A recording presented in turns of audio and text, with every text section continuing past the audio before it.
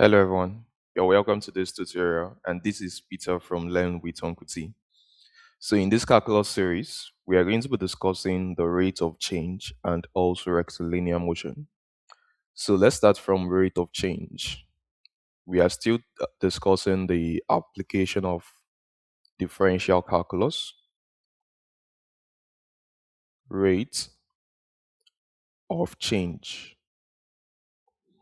Now, firstly, let's understand the terminologies that we have here. We have rate and we have what? Change. Now, rates in mathematics, anytime you hear the word rate is the reciprocal of time. So in mathematics, rate means 1 over what? 1 over t. So that is why sometimes when you define velocity as your distance, or let me say displacement over time, so if you don't want to include time, you can say that velocity is the rate of change in displacement. So the rate of change in displacement simply means that velocity is being divided by time. Now, when you hear the word change, it means that there's a difference between an initial value and the final value. So, for example, if you say that velocity is displacement over time, in terms of this displacement, we can have a final displacement being subtracted minus an initial displacement. Everything is being divided by a final time subtracted minus an initial time.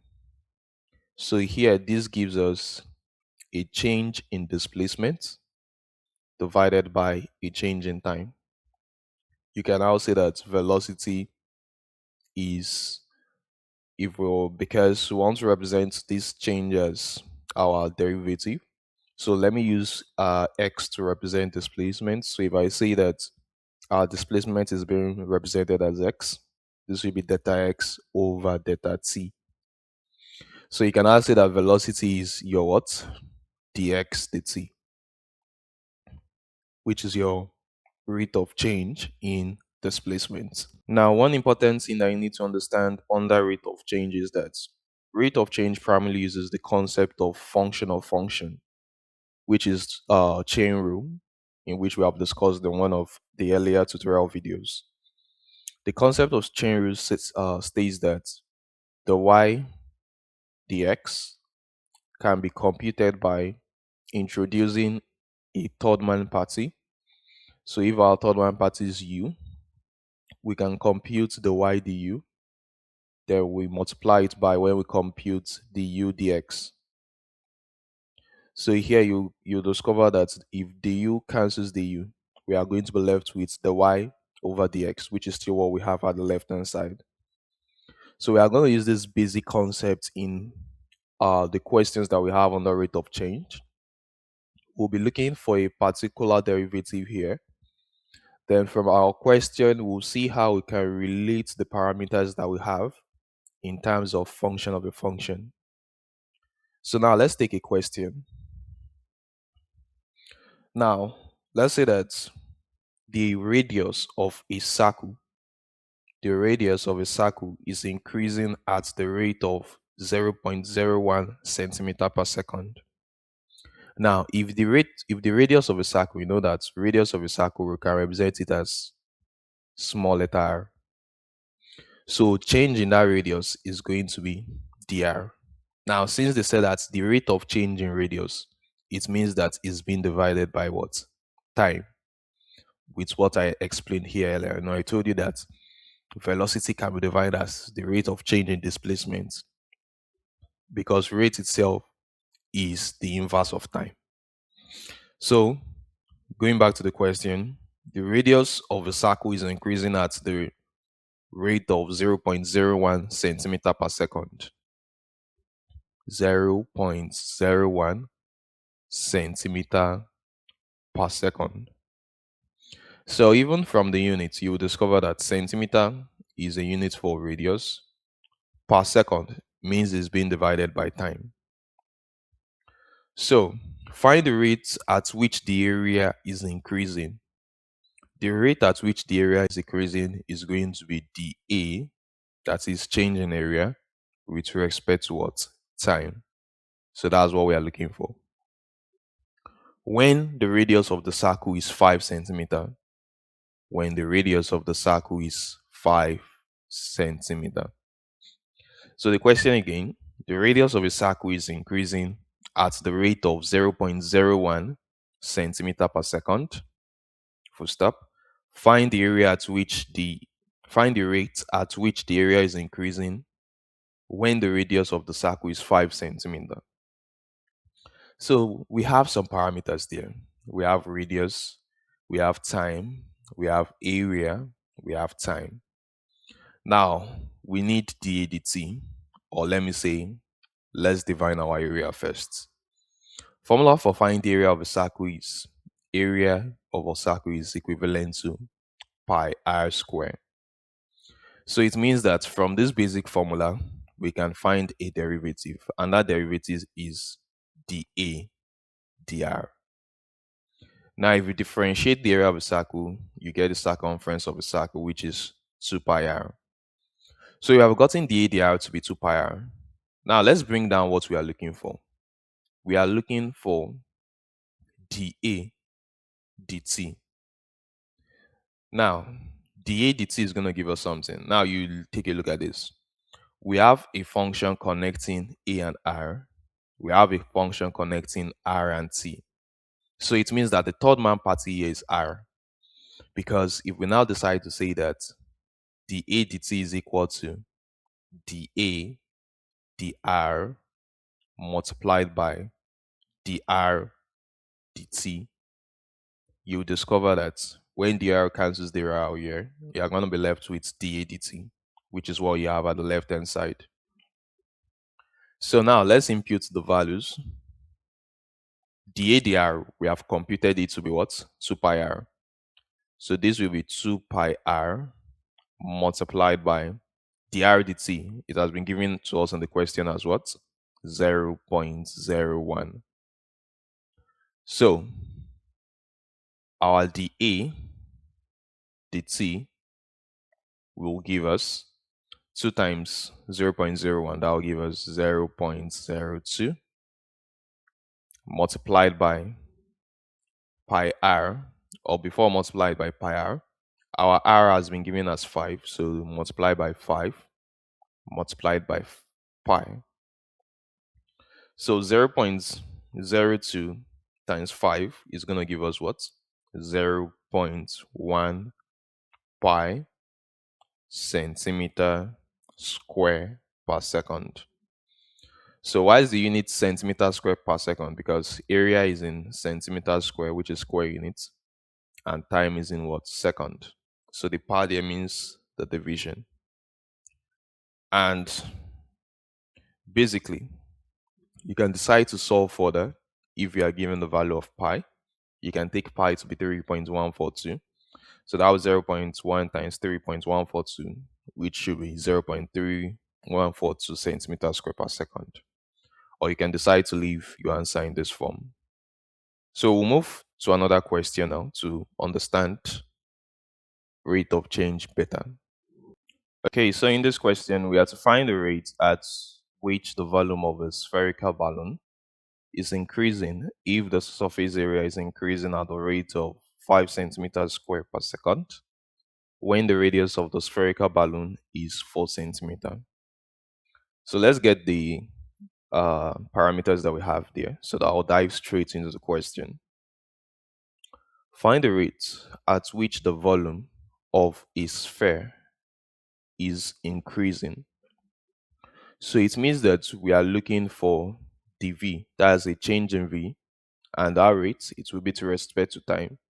So we are looking for dV dt. So put that as a question mark first. If the surface area is increasing at the rate of 5 centimeters square per second, so dA dt is equivalent to 5 centimeters square per second. When the radius of the spherical balloon is 4 centimeter, the radius of the spherical balloon is 4 centimeter. So now let's look at these parameters. We have volume, we have area, we have radius. So now this is a little bit different from the first question that we did, because aside having volume, area, and radius, they are both with respect to time. So which means that we are going to combine formulas here. So look at the logic. Let's first define each formula. We'll define the formula for volume, and we're also going to define the formula for what? Area. So let's define for volume first. The volume of a sphere is defined by the formula 4 over 3 pi r cube. While the surface area of a sphere is defined by the formula 4 pi r square. So this, okay, let me just change this to big R. But I can still leave it as R since we are using a small area because it's the same radius. So here, the V, if we differentiate V with respect to R, the V dr is going to give us 4 pi r square. If we differentiate A with respect to R here, the A dr is going to give us 8 pi r. So our dv dr is 4 pi r square, our dA dr is 8 pi r. So now let's take a look at this. What we are looking for is dv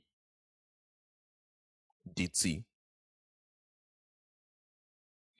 Now, since we are looking for dv dt, we can say that dv dt is the same thing as dv dr multiplied by dr dt.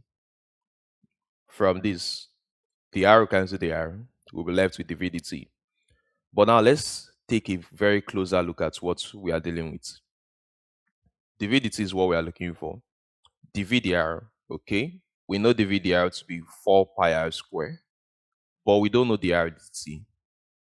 But since we know dA dr and we know dA dt, it means that in a way, there is a way we can get dr dt. So alternatively, let's say that dr dt will actually give us. Now, the concept of this is very simple. Since you are looking for dr dt, you put your numerator here, dr is being divided by something, times another thing, you put this dt at the other side. So the third parameter that you now know is what you slot in here. Here we have dA dr, here we have dA dt. So it means our third parameter is dA. So you just have dA, dA. So it means dr dt will give us dr dA times dA dt. So now let's look at it again. dA dt, we know it to be 5 centimeters square, but it's dA dr that we know. We don't know dr dA, but we can get dr dA because the reciprocal of dA dr here is going to be dr dA. So once you reciprocate the left hand side, you are also going to reciprocate the right hand side. This will be 1 over 8 pi r. So here, what it means is that dr dt is going to give us 1 divided by 8 pi r multiplied by dA dt, which is what? 5. So it therefore means that dr dt will give us 1 over 8 times pi times, don't forget, so we have been given our radius to be 4. So this times 4, then we still have it multiplied by 5. dr dt will give us 5 divided by 32 pi. So now we know our dr dt to be 5 over 32 pi. We can now continue with our dv dt here. So it means that dv dt will give us, our dv dr is 4 pi r squared.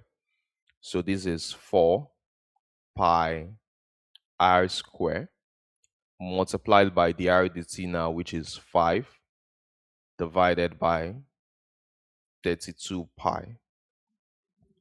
So dv dt will now give us 4 pi in 32 pi will give us 8. So we're left with r squared. But r is 4.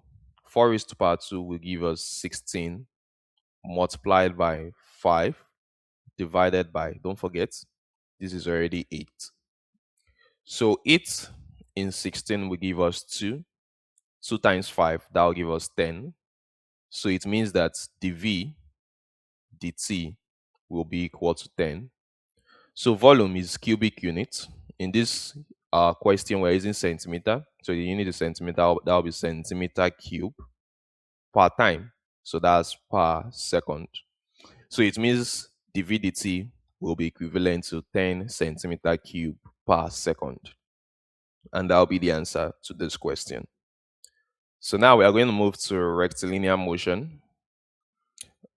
Okay, so now rectilinear motion, basically rectilinear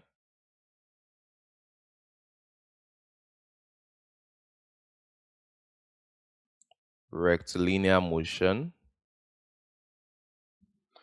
is basically the motion on a straight line.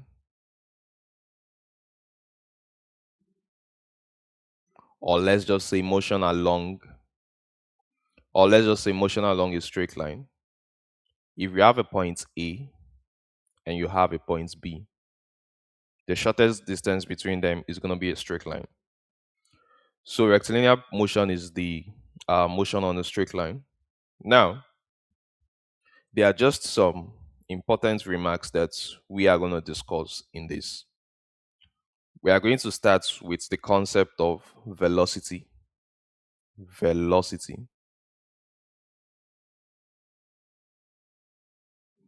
Now, why we are going to use velocity and why we're not going to use speed is because there's a specified direction here. If you have to calculate the speed from A to B, or if you are given just parameters, you can calculate speed. But since that we are saying that if you have someone here and that person is displaced exactly to this position, there's a specified direction. So that's why you're using velocity. Now, we know that the formula for velocity is equivalent to displacement as a respect to time. So velocity is equal to displacement over time.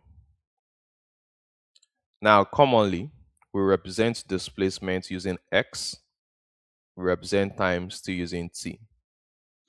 So it means that our velocity is our change in displacement with respect to time, which is our change in x with respect to what? Our change in time. From approximation, our change in x over change in time will be approximately equal to dx dt.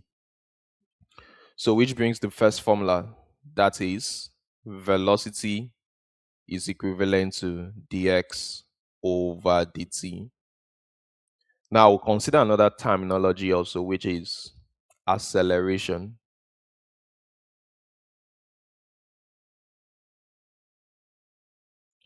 Now we know that basically the formula for acceleration is velocity divided by time. So this means that acceleration is our change in velocity with respect to our change in time. So change in velocity over change in time is going to be approximately equal to dv dt. So if our acceleration is equal to dv dt, it means that we can still say that acceleration is the derivative of velocity or the rate of change in velocity. And we know that velocity is dx dt. So from here, we can see that acceleration is equal to d dt of our v, which is dx dt. Now, our acceleration here is going to give us d dx will give us the second derivative of x. Dt dt will give us the second derivative of what? So that will be dt square. So our acceleration is now d square x over dt square. So what that means is that if you have gotten your velocity, you can differentiate the function of velocity and you just get your acceleration. Or the second derivative of your displacement, of your rate of change in displacement, is going to give you acceleration also. So those are very important formulas. This is an important formula. V is equal to dx dt. This is another important formula. A is equal to dv dt. This is another important formula.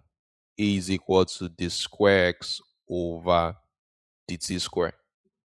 So now let's dive into questions. But before we dive into a question, we should understand that if O, if we call this point O, if a body is at that initial point, if the part, if let's say if a body is at this initial point O and the body moves away from O, our change in displacement is going to be actually greater than zero.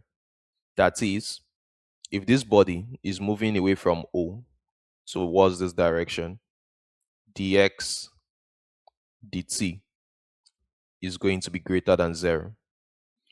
So, but let's say this is the starting point, which is our O, and the body is around here and is moving back to that direction. Let me use arrows to represent what I'm saying. If a body is moving in this direction, where O is our initial point, dx dt will be greater than zero. So, but let's say the body is moving back to the initial point, dx dt is going to be less than zero. So aside that, if the body is momentarily at rest, the condition is that dx dt will be equal to zero. That is, it is at a stationary point.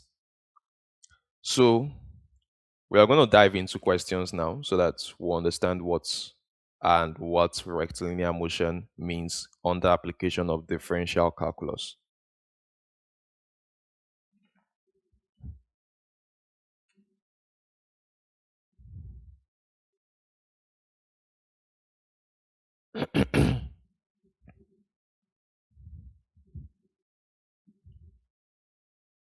Find its velocity and acceleration after 3 seconds.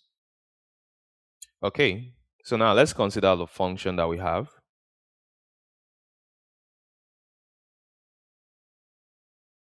So we have the function x is equal to 4t raised to the power of 4 minus 3t raised to the power of 3. So to find our velocity, we know that velocity here is going to give us dx dt. And dx dt here, you differentiate x with you differentiate x with respect to t. So if you differentiate 4t raised to the power of 4, that will be 16t raised to the power of 3 minus 9t raised to the power of 2. So since we have gotten the function of v, that is our velocity, to find the instantaneous velocity, you substitute the value of the time that you have. So you are finding the velocity at that particular instant of time. So this is going to give us 16 multiplied by 3 raised to the power of 3 minus 9 multiplied by 3 raised to the power of 2. So 16 multiplied by 27 minus 9 times 9, that's going to give us 351 meter per second.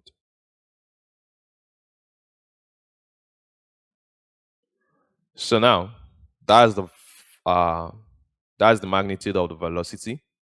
Then now let's go to acceleration. Acceleration is equivalent to dv dt. So it means our acceleration, we are going to differentiate the function of velocity, which is 16t raised to power 3 minus 90 squared. So if you differentiate 16t raised to power 3, you are going to have 48t raised to power of 2 minus 18t. So to find the instantaneous velocity, you substitute your t to be 3. Your instantaneous acceleration. So that will be 48 multiplied by 3 raised to the power of 2 minus 18 multiplied by 3. So 48 times 9 minus 18 times 3, that's going to give us 378 meter per second square. So don't forget the unit of acceleration is meter per second square. Velocity is meter per second. And this is the value for velocity. This is the value for acceleration. So we have come to the end of the tutorial for rate of change and rectilinear motion. This is the end of the differential, or let's say the differential calculus for beginners. We have discussed from the first tutorial, we have discussed the different principles under differential calculus before we switched into the application of differential calculus. Next on the series is going to be integral calculus, still for beginners, and we are going to dive through the bases and we'll keep on moving up the ladder. So see you in the next tutorial. Don't forget, if you have not subscribed to this YouTube channel, you can help this tutorial video to reach more viewers by simply hitting the subscribe button. And you can also give us a like, share, and subscribe. Once again, this is Peter from Learnwithuncletee. See you in the next tutorial.